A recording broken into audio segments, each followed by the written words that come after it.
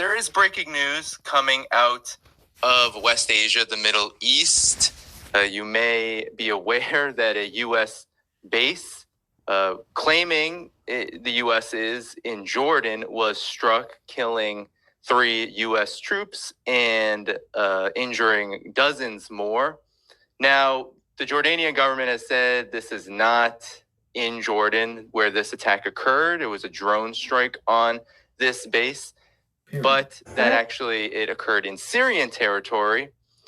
Now, there's breaking news here where at any moment, as we are speaking, the United States, one second, I have this, here we go.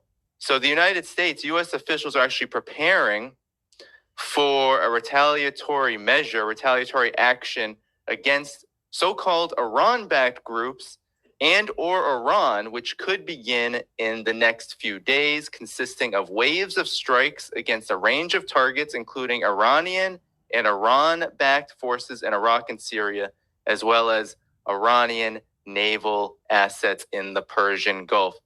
So, Scott, what's your impression of this? This feels like another major escalation in what seems to be a powder keg in the Middle East that the United States and, of course, Israel, which really started this whole thing, has ignited.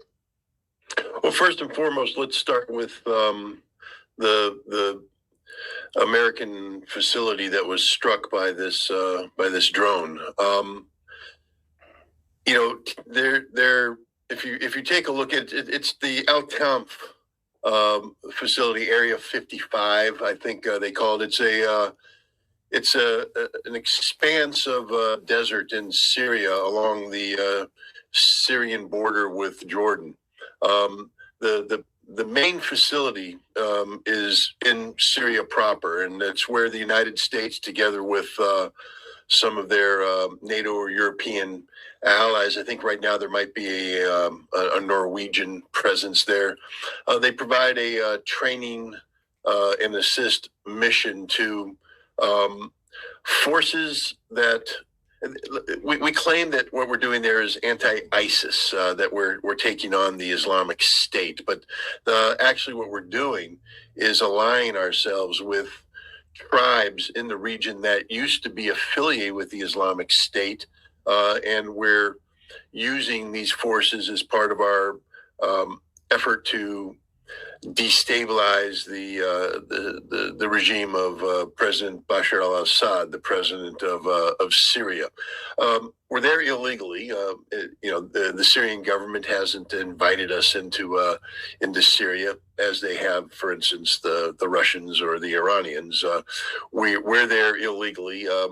We don't even have a legal authorization from the United States Congress to be there. We're just sort of there in this mission. And we have several hundred American troops there. The vast majority of them are at this base in El Tanf. Right across the border, there's a number of facilities. There's a UN school that's out of business, but we've taken it over. We use it for logistics. And there's a place called Tower 22, where, again, we have some logistics things. We are claiming that the drone struck Tower 22, which would mean that it struck inside Jordanian territory. The Jordanian government saying, no, drone didn't strike inside Jordanian territory. It struck inside Syrian territory, where the vast majority of these American troops are. The fact that we continue to overemphasize that this was in Jordan just underscores how much we're lying and how much we don't admit that we have an illegal presence inside Syria. That is impossible to justify. So let's just start right off that the drone that struck this base struck American soldiers who are illegally on the ground in Syria, carrying out a mission that has nothing to do with countering ISIS and everything to do with this decades-long fantasy we have that somehow we can undermine and destabilize the regime of Syrian President Bashar al-Assad. The base was struck as part of an ongoing effort by pro-Iranian militias, both in Syria and in Iraq, to punish the United States for its continued support of Israel and the ongoing genocide that Israel is perpetrating against the Palestinian people. And this is important because this strike didn't just happen out of the blue. There's been scores of attacks of this nature that have been unfolding for weeks, and American troops have been wounded in these attacks. And why do I bring that up? Because the United States right now is struggling, saying, okay, what are we going to do? Why hadn't we already planned that out? I mean, we have American troops on the ground in a region that are being attacked. The key thing about deterrence is that if you want to deter somebody from doing something, you don't develop your deterrence strategy after they've done that which you're trying to deter. If you don't want them to attack you, if you don't want them to create a situation where they kill 3 American service members, wound 34 others, I think the number's up to 40 now, then they have to know what the price is that they will pay for doing this. But what we've been doing is, they strike us, then we strike them, a little target here. They strike us, we strike them. We're not deterring, we're reactive in nature. And so now we have a situation where we're trying to develop a deterrent strategy, an operation of deterrence after the fact. We haven't deterred anything. They hit us. They killed 3 Americans. They wounded 40 others. Now, we shouldn't have been there.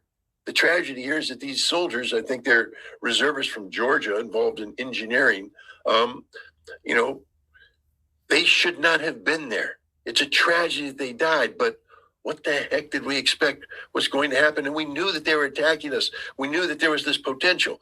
So now what are we doing? We're trying to come up with a deterrent to prevent future attacks by doing what? By expanding the conflict so that Iran is dragged into this. This is stupid beyond belief. The Iranians will not be deterred from anything. The Iranians have said we had nothing. They had nothing to do with this attack. Well, maybe they didn't order the attack, but I think that the drone that was used to strike the base was an Iranian-made drone that was provided to these forces. Wait a minute, America. Are you trying to tell me that if a nation provides weapons to a third party and that third party attacks you, that they're a party to the conflict? Wow, what's that say about what we're doing in Ukraine? But that's a whole different story altogether. The point is, we're going to do what? Strike Iran. What did the Iranian Navy have to do with this strike at Al Tanf? Not a damn thing. So if we hit an Iranian naval target, we're expanding the war. And the Iranians will say, you've attacked us, and now we'll have a general war. And if you think what happened in Al Tanf was bad, wait till the Iranians start dragging. Remember when they hit the Al-Assad base with their ballistic missiles, the precise nature of those attacks. If the Iranians unleash their precision-guided missiles on American facilities in the region, we won't have 3 dead. We won't have 30 dead. We won't have 300 dead. We could have 3,000 dead. For what?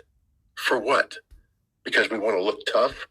This is the trap that the Biden administration has created for itself. We're not going to win. We're not deterring anything. All we're doing is escalating the conflict. And the only person that's happy right now is Benjamin Netanyahu, because this is what he has wanted from day one, since he first testified to the United States Congress back in the 1990s, when he said that the United States needs to strike Iran. Well, guess what? Benjamin Netanyahu is getting his wish. If we do what the news reports claim that we're getting ready to do, there will be a general war between the United States and Iran, a war that we're not prepared to fight, we're not equipped to fight, and a war that we will definitely lose. Yeah. Talk more about this losing to Iran aspect, because it feels like since October 7th, 8th, 9th, especially after Israel's assault in Gaza, everything the United States has done up until this point has been to escalate this regional situation.